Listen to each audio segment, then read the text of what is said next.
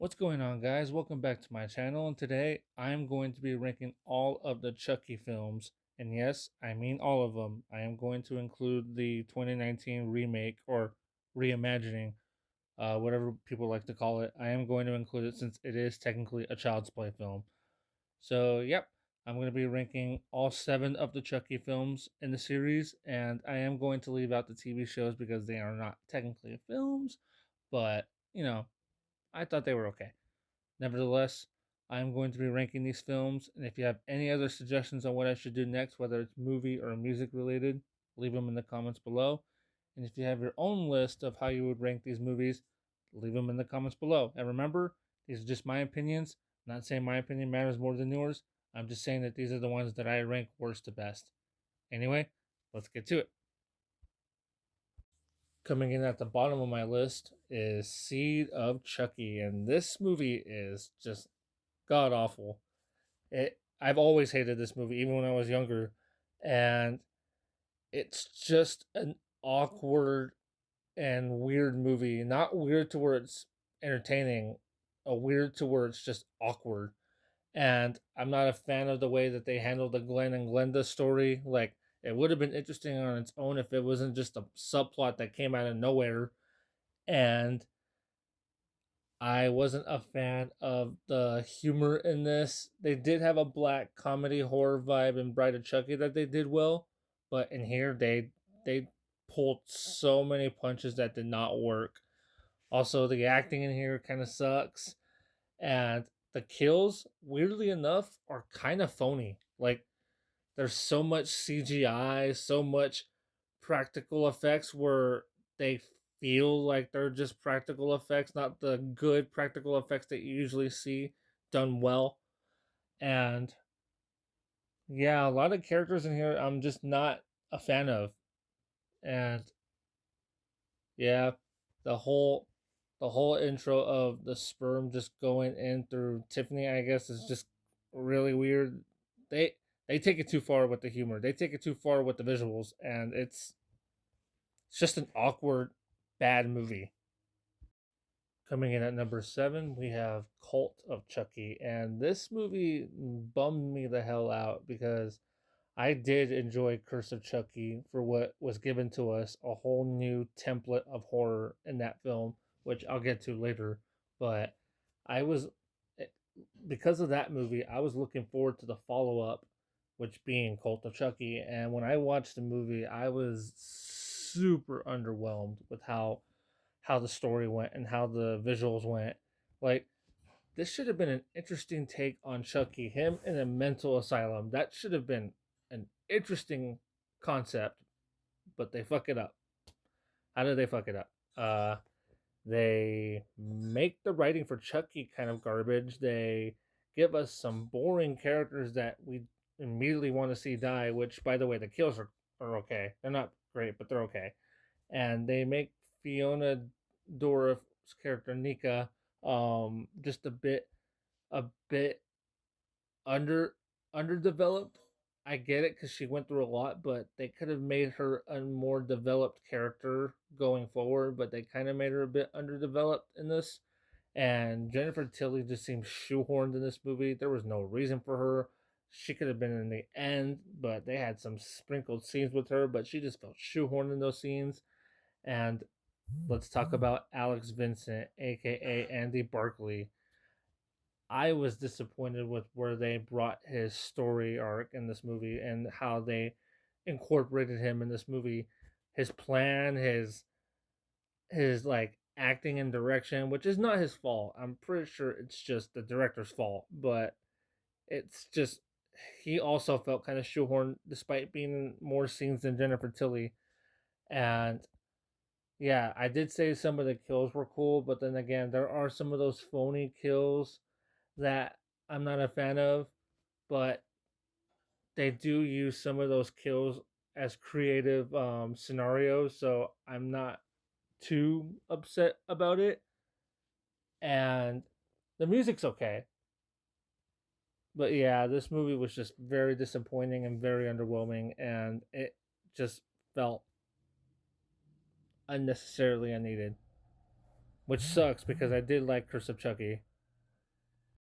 Coming in at number 6, we have Child's Play 3, and it breaks my heart to put this movie on where it is on the list because this is the movie that got me into horror. Like, it got me wanting to watch more Chucky, got me to watch Freddy Krueger, Michael Myers, Jason, Scream, all that. This is the movie that started my love for horror, and I remember enjoying it growing up, and it was entertaining. Which sucks that I have to put it at number 6 because let's face facts, despite how entertaining it could be, it's not a good movie. Like, okay, let's talk about the good things. I do like some of the lines that were given to Chucky, like the "Presto, you're dead" or "Don't fuck with the Chuck." It's There's some lines in here that work, and I do like the acting from Justin Whalen as Andy, who was originally played by Alex Vincent.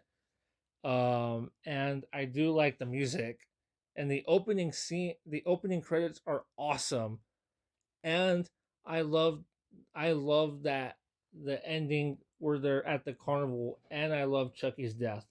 So yes, there are a handful of good things in this movie, but what stand out to me as not being good is I'm not a fan of the whole tone throughout the movie. It gives it a more military comedy vibe, which I get it. That's what it was going for, but it didn't do it well. I'm not a fan of some of the side characters. I'm not a fan of the Tyler kid. He's just annoying. I'm not a fan of some of the lines given to the other characters, and some of the kills are a little bit underwhelming. Minus maybe one or two kills that I enjoy, but most of the kills are underwhelming. So yeah, and there are a lot of scenes that slow the movie down, and it just didn't work for me. So though I do enjoy a handful of stuff in this movie, it is not a good movie. I'm sorry, but yeah. Coming in at number 5, we have the 2019 Child's Play remake, and a lot of people are split on this one. There are those that enjoy it, there are those that hate it, and there are those that don't know what to think of it. For a while, I was in that center. Rewatching it though, however, I grew to like it a bit more than people give it credit for. I do like the the kills in here. I like the vibe, the visuals. I like I like how Andy's a bit more fleshed out. I love how Karen is a bit more fleshed out.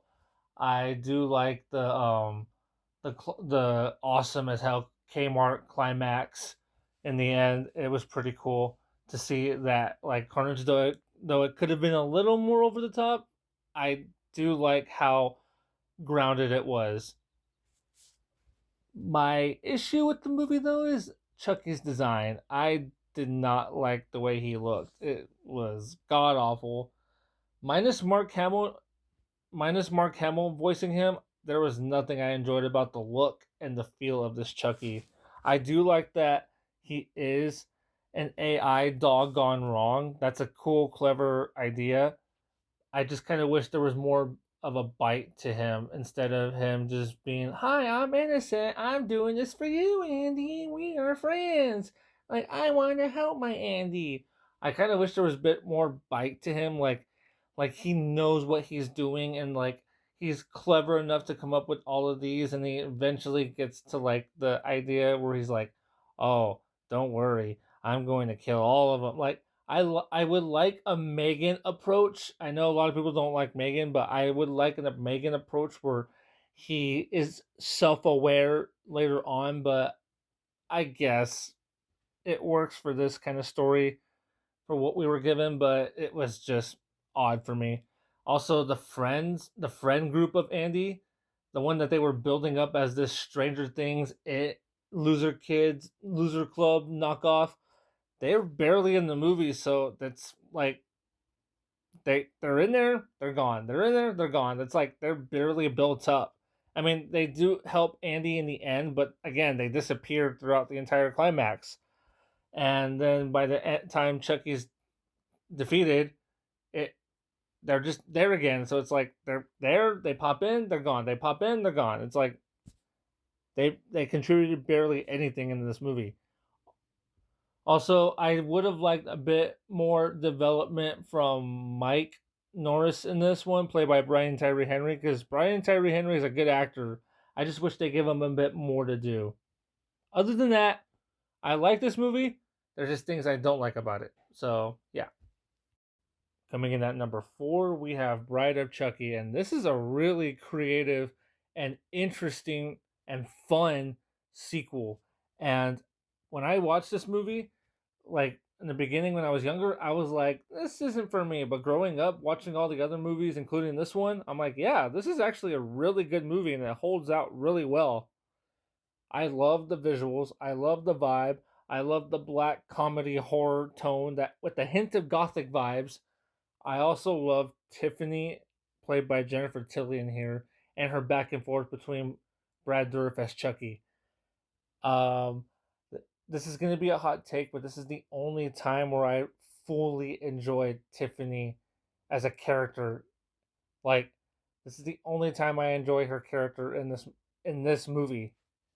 The other the other stuff she's a part of, it's just played up for more laughs and stuff, and she's more toned down. Here, she's full on Betty, and I love every second of it. And though they're not great, I do enjoy the main characters, Jesse and Jade. They're cool. They're not great, but they hold their own, and I'm glad that they're not like doing a redundant story like bringing back Andy, because again, it would have been redundant and it would have been like, oh, they were running out of ideas to bring Andy in here. I like that they added new elements and new characters, and then they waited 10 years for this to happen just so they could have a proper Chucky sequel. And yeah, this is it. I also love the references to other horror movies like Bride of Frankenstein, Freddy Krueger, Michael Myers. They're subtle. They're subtle. They're subtle references. They're not just in your face. Um, I love the comedy. Yeah, the comedy in the later movies gets a little much, but here it's perfect. There was comedy, hints of comedy in the original movies, but here they kind of they kind of roll with it, but not in a way where it's insulting or over the top. Here it's subtle comedy, and I love it. I love every inch of it. The kills are pretty cool too.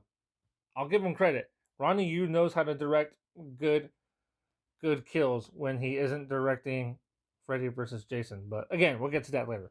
Uh, they're all practical kills. They're no CGI or phony kills. They're really cool kills. And yeah, their soundtrack is pretty good too. The only thing I can say I don't like about this movie is how some scenes feel a little rushed, and I'm not a fan of the Heart of Dambella, the Heart of Dambella storyline where they had to get that necklace to switch bodies. I feel like it slowed things down, but not too much to where it makes the movie like bad. It's just wasn't needed. But other than that, I like this movie. It's really good, and I totally recommend it for those who haven't seen it. So now we finally made it to my top 3, and coming in at number 3 is Curse of Chucky. And for a long time, this and my number 2 were movies that I kind of did not know where to put at number 3 and number 2. I kind of kept switching them off here and there, but for the sake of this ranking, I felt like this was the appropriate place to put Curse of Chucky. Curse of Chucky is just those out of nowhere awesome Chucky movies that surprised me. Like the last movie we saw Chucky jerking off into a cup.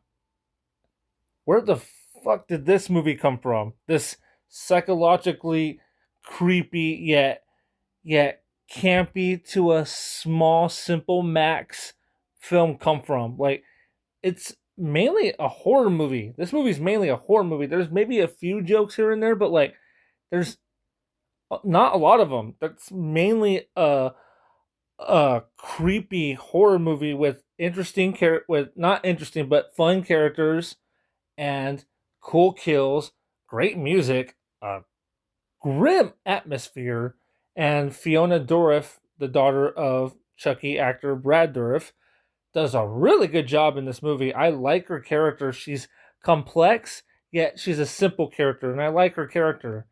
And again, the kills are great in here. Practical, all of them. Practical, great.